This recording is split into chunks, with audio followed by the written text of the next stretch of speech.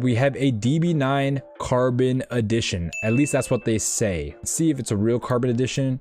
The interior is red, so unfortunately it is not a real carbon edition, but fortunately for us, that means we can lowball him. This is not a carbon edition. Carbon editions only came with a black interior with the red piping, as well as an Alcantara wheel, as well as carbon trim. This doesn't have any of that. This has black piano trim. You can see on the top of the waterfall right here. On the top of the doors is also black piano trim. Some features this car does have though is that it is a really cool interior spec. You really don't see any all red interiors, especially with a red dash as well as a red wheel, at least partially. This is really interesting in terms of spec. You also have the Aston Martin logo embroidered on the headrest, which is also an extra option to get. Clear tail lights. We could also see that it has the carbon front bumper as well as the carbon rear. So that's probably why they thought it was a carbon edition coupe. However, I actually think this is better than a carbon edition because you get an actually nice looking interior that's unique. You're kind of winning with this over a regular carbon edition. However, we don't want them to think that this is not a carbon edition, so therefore it's not worth as much as a carbon edition. So as I mentioned before, all red interior, red carpets, red doors. If the ceiling was red, that would be icing on the cake. So what are they asking? 79,000, and it only has 29,000 miles. This is a 2015 second to last model year. However, this is not a true carbon edition, so it is a regular 2015 Aston Martin DB9 with 30,000 miles. That's what we're treating it as. I wouldn't be willing to go over $67,000